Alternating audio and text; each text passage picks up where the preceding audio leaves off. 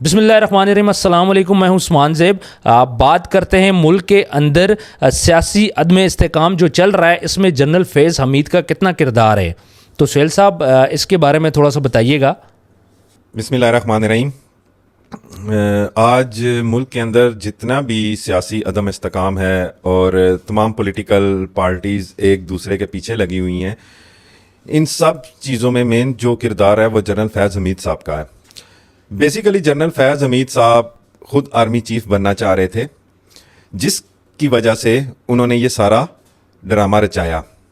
یہ 9 مئی کا واقعہ ہوا، یہ جتنے بھی ملک میں انتشار ہوئے، ان سب کے پیچھے بیسیکلی جنرل فیض حمید صاحب کا ہاتھ تھا۔ جنرل فیض حمید بیسیکلی تھے کس کے ساتھ؟ وہ پی ٹی آئی کے ساتھ تھے یا پھر نون لیگ کے ساتھ تھے؟ بیسیکلی جنرل فیض حمید صاحب کسی کے ساتھ نہیں تھے۔ جنرل فیض حمید صاحب کو آرمی چیف بننا تھا۔ انہوں نے باجوہ صاحب کو بھی ڈاچ کیا، انہوں نے پی ٹی آئی کو بھی ڈاچ کیا، انہوں نے نون لیگ کو بھی ڈاچ کیا۔ جب انہوں نے نون لیگ کے پاؤں پکڑے آرمی چیف بننے کے لیے، ادھر سے جب ان کو کوئی گرین سگنل نہیں ملا، اس کے بعد انہوں نے پھر پی ٹی آئی کے جو رہنما تھے ان کو مس گائیڈ کرنا شروع کیا۔ ان کو نام لے کے بتایا کہ فلانے جرنل کے آفیسر کے خلاف آپ بولیں۔ جب انہوں نے پی ٹی آئی کے لیڈرز نے، جتنے رہنما تھے، انہوں نے ریفیوز کیا، تو پھر خان صاحب نے وہ سارا ملبہ اپنے سر پہ لیا اور خان صاحب نے بولنا شروع کیا۔ اس کے پیچھے بیسیکلی مین مقصد یہ تھا کہ کسی طرح سے جنرل عاصم منیر صاحب آرمی چیف نہ بنے اور جنرل فیض حمید صاحب آرمی چیف بن جائیں۔ اس ٹائم وہ D G I S I تھے۔ ڈی جی آئی ایس آئی کی بہت پاور ہوتی ہے، وہ اپنی پاور کا تھرو آؤٹ اپنی سروس جتنا ٹائم وہ ڈی جی رہے ہیں مس یوز کرتے رہے۔ کہا یہ بھی جا رہا ہے کہ انہوں نے جنرل باجوہ صاحب سے یہ پرومس کیا تھا کہ میں آپ کی ایکسٹینشن کے لیے کوشش کر رہا ہوں۔ جی بالکل، ادھر انہوں نے جنرل باجوہ صاحب کو یہی بولا تھا کہ میں گورنمنٹ سے بات کر رہا ہوں، میں آپ کی ایکسٹینشن پہ بات کر رہا ہوں، مگر وہ جنرل باجوہ صاحب کو بھی ڈاچ کروا رہے تھے۔ بیسیکلی وہ ان کی ایکسٹینشن کی بات نہیں کر رہے تھے، وہ اب خود آرمی چیف بننے کی بات کر رہے تھے۔ آرمی چیف بن کے انہوں نے نیکسٹ سٹیپ کیا لینا تھا؟ آرمی چیف بن کے انہوں نے بیسیکلی پی ڈی ایم کی گورنمنٹ کو ختم کرنا تھا، پھر انہوں نے پی ٹی آئی کی گورنمنٹ کو لے کے آنا تھا، اس کے بعد انہوں نے اسمبلیز ڈیزولو کروانی تھی اور ملک میں مارشل لا لگا لینا تھا، اور 15-20 سال انہوں نے بیٹھ جانا تھا۔ بیسیکلی ان کا پلان یہی تھا۔ اس کا مطلب ہے کہ وہ اپنی حکومت کے چکر میں تھے۔ بالکل، وہ اپنی گورنمنٹ بنانے کے چکر میں تھے۔ انہوں نے آرمی کے اندر بھی ایک لابی بنائی، ابھی کیونکہ ان کا ٹرائل چل رہا ہے تو لیٹ سی کے منظر عام پہ کیا چیزیں آتی ہیں، کیونکہ یہ جو ٹرائل ہوتا ہے یہ بہت کانفیڈینشیل ہوتا ہے، تو ہو سکتا ہے کہ ملٹری کورٹ ان کا فیلڈ کورٹ مارشل کر دے، جو کہ بہت سخت سزا ہے آرمی ایکٹ میں۔ ان پہ یہ الزامات بھی آ رہے ہیں کہ ان کی ریٹائرمنٹ کے بعد بھی انہوں نے اپنی اثر و رسوخ کا استعمال کیا۔ ظاہر ہے فوج کا کوئی بھی جو لیڈر ہوتا ہے جب وہ جاتا ہے تو اس کے بعد جو اس کے جونیئرز ہوتے ہیں اس کی بڑی رسپیکٹ کرتے ہیں، تو اپنا اثر و رسوخ استعمال کرنے کی کوشش کی ہے۔ انہوں نے معاملات میں مداخلت کرنے کی کوشش کی ہے، فوج کے اندر بھی اور فوج کے باہر بھی، تو کہہ رہے ہیں کہ اس کے اگینسٹ بہت زیادہ ایکشن لیا جائے گا۔ جی بالکل، آرمی میں اپنے آفیسرز کی رسپیکٹ کرتے ہیں، ریٹائر آفیسرز کی اپنے سینئرز کی رسپیکٹ کی جاتی ہے، تو انہوں نے اس چیز کا بہت زیادہ فائدہ اٹھایا۔ انہوں نے ایک آرمی کے اندر لابی بنائی صرف اور صرف پاکستان کو ڈی سٹیبلائز کرنے کے لیے۔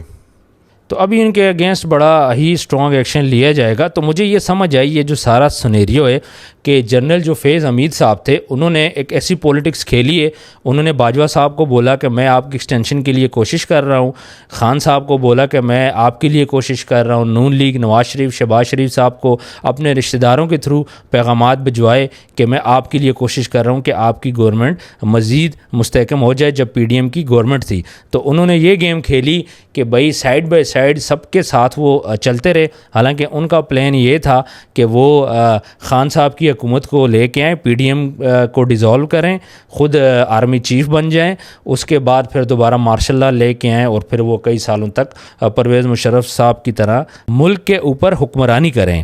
تو یہ سارا سنیریو، یہ باتیں تو ساری ہوگی، ابھی ان کے خلاف انکوائری بھی کھل چکی ہے، لیکن اس کا نقصان کیا ہوا اور آئندہ آنے والے دنوں میں اس کا مزید نقصان کیا ہوگا؟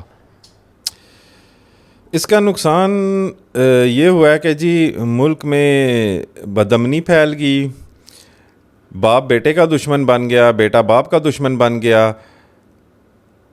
اگر آپ کے گھر میں باپ پی ٹی آئی کا ہے تو وہ بیٹے کو گالی دے رہا ہے، بیٹا پی ٹی آئی کا ہے تو وہ باپ کو گالی دے رہا ہے، رسپیکٹ ختم ہو گئی ہے.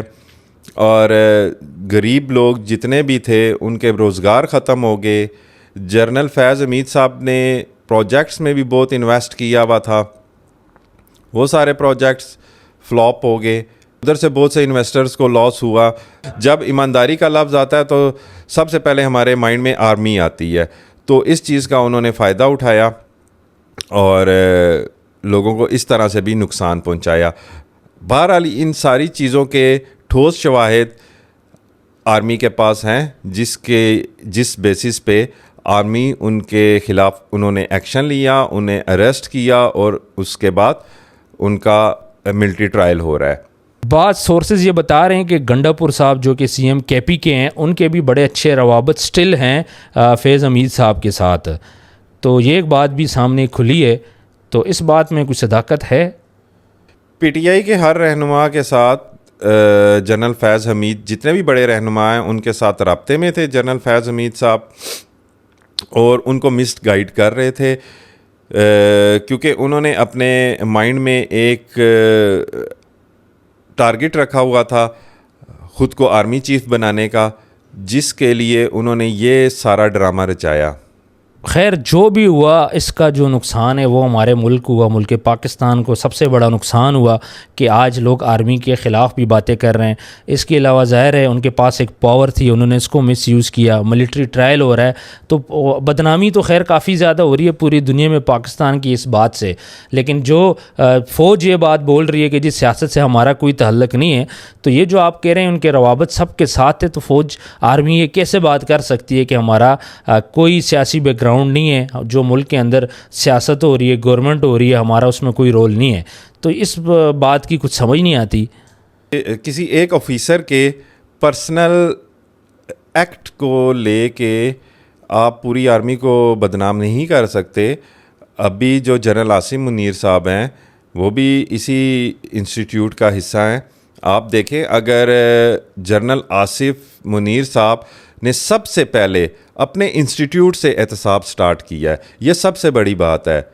کسی بھی کنٹری میں ایسا نہیں ہوتا، سب اپنے آفیسرز کو سیف سائٹ دیتے ہیں اور سارا ملبہ پولیٹیکل لیڈرز کے اوپر ڈالتے ہیں، مگر سٹارٹ جنرل آصف منیر صاحب نے اپنے انسٹیٹیوٹ سے لیا. یہ بہت بڑی بات ہے، یہ بہت بڑے اعزاز کی بات ہے ہماری پاکستان آرمی کے لیے، اور لوگوں کو ٹرسٹ کرنا چاہیے اپنی پاکستان آرمی کے اوپر. بالکل صحیح آپ کہہ رہے ہیں کہ احتساب اس دفعہ انہوں نے سٹارٹ کیا ہے، آرمی سے اس دفعہ سٹارٹ ہوئے. حالانکہ ہم دیکھتے تھے پہلے کہ بھائی جو پولیٹیکل لیڈرز ہیں انہی سے یہ احتساب لیا جاتا تھا. فرسٹ ٹائم ایسا ہو رہا ہے کہ کسی فوجی جنرل سے بھی احتساب لیا جا رہا ہے، تو یہ بڑی خوشائن بات ہے. اصل میں پرابلم یہ ہو رہی ہے کہ پاکستان کے اندر کے جو حالات ہیں اس سے لوگ خوش نہیں ہیں، چاہے وہ مہنگائی ہے، چاہے وہ لا اینڈ آرڈر ہے، چاہے وہ پولیٹیکل سچویشن ہے، جس کی وجہ سے ملبہ آرمی پہ بھی کافی زیادہ گر رہا ہے. تو سہیل صاحب بہت بہت شکریہ، آپ نے ہمیں اپنا قیمتی ٹائم دیا. ویورز کامنٹ سیکشن میں آپ نے ضرور بتانا ہے کہ یہ جو جنرل فیض حمید صاحب ہیں ان کا جو رول ہے اس کے بارے میں آپ کی کیا رائے ہے. تو اپنا ڈھیر سارا خیال رکھیے گا، ملتے ہیں نیکسٹ ویڈیو میں. اللہ حافظ.